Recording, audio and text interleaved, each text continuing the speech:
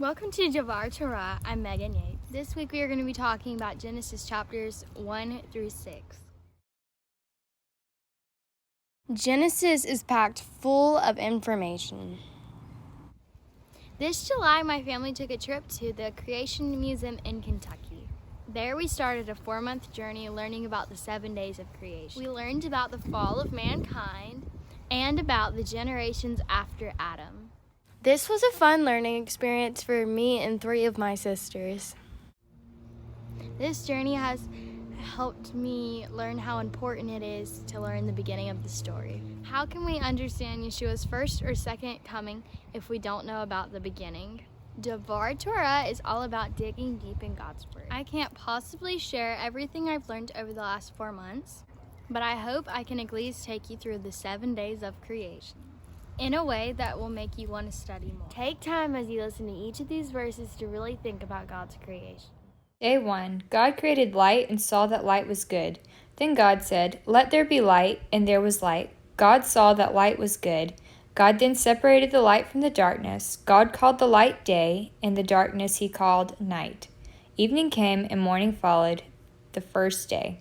Genesis 1, 3-5. Day 2. God created the sky and saw that it was good. Then God said, "Let there be a dome in the middle of the waters, to separate one body of water from the other." God made the dome, and it separated the water below the dome from the water above the dome. And so it happened. God called the dome sky. Evening came and morning followed, the second day. Genesis 1, 6-8. Day 3. On day 3, God also created all the plants and trees on earth, and saw that they were good. Then God said, "Let the earth bring forth vegetation, every kind of plant that bears seed, and every kind of fruit on earth that bears fruit with its seed in it." And so it happened, the earth brought forth vegetation, every kind of plant that bears seed, and every kind of fruit tree that bears fruit with its seeds in it. God saw that it was good. Evening came and morning followed, the third day. Genesis 1, 11-13. Day 4. God created the sun and the moon and saw that it was good. Then God said, "Let there be lights in the dome of the sky to separate day from night.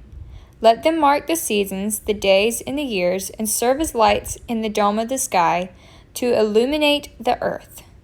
And so it happened, God made the 2 great lights, the greater one to govern the day, and the lesser one to govern the night, and the stars. God set them in the dome of the sky to illuminate the earth, to govern the day and the night, and to separate the light from the darkness. God saw that it was good. Evening came and morning followed, the 4th day. Genesis 1, 14-19. Day 5. God created all the fish and creatures in the sea and birds in the sky, and saw that they were good. Then God said, "Let the water teem with an abundance of living creatures, and on the earth let birds fly beneath the dome of the sky." God created the great sea monsters and all kinds of crawling living creatures with which the waters teems, and all kinds of winged birds. God saw that it was good, and God blessed them, saying, "Be fertile, multiply, and fill the water of the seas, and let the birds multiply on the earth." Evening came, and morning followed, the 5th day. Genesis 1, 20-23. Day 6. Then God said, "Let the earth bring forth every kind of living creature, tame animals, crawling things, and every kind of wild animal." And so it happened, God made every kind of wild animal, every kind of tame animal, and every kind of thing that crawls on the ground. God saw that it was good. Then God said, "Let us make human beings in our image, after our likeness. Let them have dominion over the fish of the sea, the birds of the air, the tame animals, all the wild animals, and all the creatures that crawl on the earth." Genesis 1, 24-26. Day 7. God rested. Thus the heavens and the earth and all their array were completed.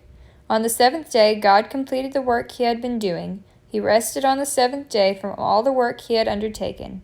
God blessed the 7th day and made it holy, because on it he rested from all the work he had done in creation. Genesis 2, 1 through 3. Isn't God's handiwork amazing? When I'm studying, I like to think of questions to ask God about His Word.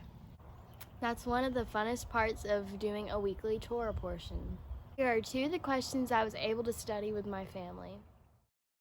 The Hebrew word for day is yom, but what does that mean? It says over and over in the creation story that the evening and morning were one day. Read this for yourself and see what you can find out. It's also right here in the beginning that we find out God's plan to redeem humankind. Isn't Yeshua the light of the world? Read John 1:1 and see what it says. Now I've shared my questions with you. I hope you'll take the time to investigate them on your own. I'd also love to hear any of the questions you have in the comments. Shabbat Shalom! Don't forget to like, share, and subscribe.